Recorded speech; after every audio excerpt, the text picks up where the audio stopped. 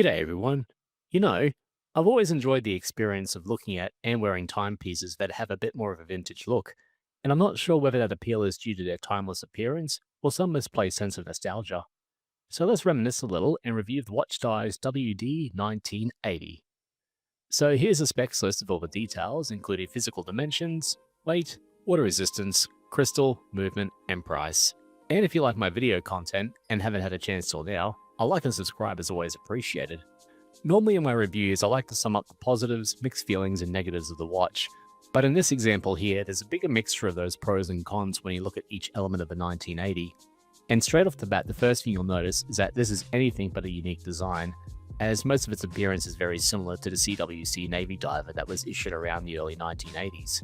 So it loses points for originality, and this alone might be a deterrent for some, although there aren't too many other brands out there that copy this design, so at least its presence isn't too saturated, yet. When you look at the 1980 and get it on wrist, you realize this is a watch that'll definitely appeal to the smaller wristed or those looking for a watch with less presence. The dial diameter at a bit over 38.5mm may not sound overly petite, but when you factor in a lug-to-lug measurement that's only 43.5 and a smaller 18mm lug width, and you've got yourself a watch that looks and wears more like a 36 or 37mm. Combine all this with a case thickness comfortably under 10mm and a total weight of 64 grams of the supplied nylon NATO strap, and you've got a watch that won't overwhelm your wrist or feel like a lead weight. The case finish is a bit of a weird and wonderful mix. Along the sides and tops of the lugs, you have a simple brush finish that looks utilitarian, yet the quality for the price is still good. But looking along the lugs, you'll notice it includes these high polished chamfered edges, and these do elevate the quality appearance of the 1980, although given this is more of a tool watch, it does seem a bit of a mismatch. And that polish extends to the sterile screw-down case back as well. I'll give it points for the inclusion of the screw-down feature, and I guess if you're someone who's keen to add an engraving here without distraction. Although if that case back has any more polish, I could start asking it who's the fairest one of all and maybe get a reply. Also keep in mind that it will scratch up if it gets exposed to even slightly rough surfaces. But to help provide coverage for that case back is the included NATO strap. And I like how they've continued the theme of this watch by including a buckle and keeper that also has a brush finish. The quality overall is pretty good for a sub $100 watch offering. I will say I've worn better, but it still feels robust yet soft enough where it won't chafe your wrist or feel like cardboard for the first couple of wears. You could easily keep the 1980 on this strap and still be very happy with it. The screw-down crown is signed with the WatchDives Shield logo. There's crown guards along the sides for added protection, and the crown itself has just enough bulk on its sides so you can grip it without any hindrance. Although it is still a smaller crown, so you will have to pinch a bit tighter for better grip. And thanks to the rough edging, operating it isn't the most comfortable of experiences. The crown rotation when adjusting the time is surprisingly firm and heavy, and doesn't spin loosely, so you won't worry about hands jumping around unnecessarily. Rethreading the crown can be an unpredictable experience, where it'll either thread easily on the first try or might take you a couple of goes. But given there's no complications to speak of in the 1980, you'll barely be using the crown. And that screw-down crown and case back add to the 1980's 100 meters of water resistance. Not diving territory, but still capable of surviving most wet weather environments. But if you end up getting submerged in shallow waters or feel the need to do some basic time tracking, the 1980 also features a 120-click unidirectional bezel with an aluminium insert and a single loom pit for orientation. Even around this price point, you can usually get ceramic from some quality AliExpress offerings, but again for the price I'm not going to be too hung up on it.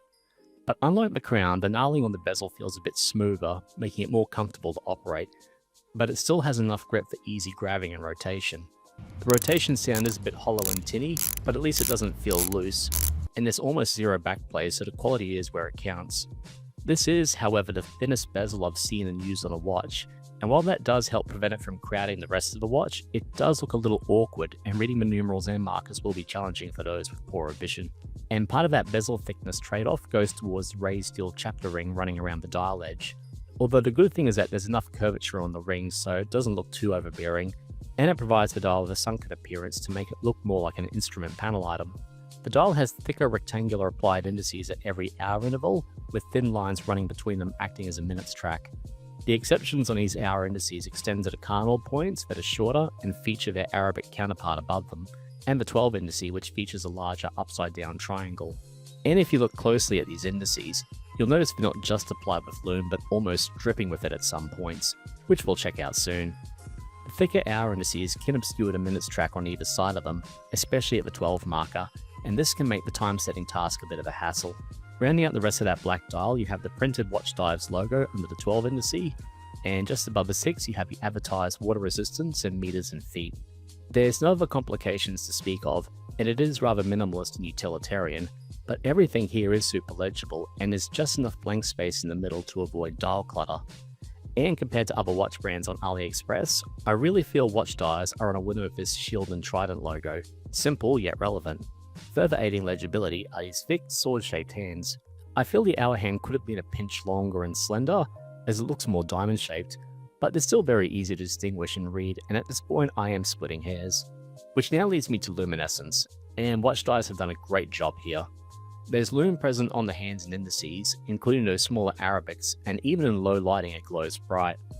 Even up against my Swiss watch company, it manages to hold its own, although towards the 30-minute mark you'll notice that the hands start to go before the indices. Despite this, it's still quite legible, and for a sub $100 watch, it's really impressive. So if lume is important to you, the 1980 should satisfy that craving. And powering this WatchDives is a Seiko VH31 Mecha Quartz movement that stutters along at 4 beats a second. Ideal for keeping that case thickness down while still providing the appearance of an automatic sweep, although as always, this might not be the movement of choice for some purists. I will mention one negative however, and it's not the watch, it's me. Now I will apologise for being a tease because at the time of releasing this video, the WD1980 model was sold out at AliExpress and even at the official WatchDives store online. So if you were keen as mustard to pick one of these up, you might be waiting a while until they're restocked, if they ever do come back at all. So if the 1980 resurfaces in the near future, would it be a watch I'd recommend? Absolutely. It may lack complications and a few of its design choices are a little weird or flawed, but it is a tool watch and it does this job exceptionally well. And best of all, it's in a compact size that'll make most people happy and not feel like you've got a porthole in your wrist. If you currently have previously owned this WatchDives model, I'd like to hear your thoughts about it. But that's it for now, and thanks for watching, eh?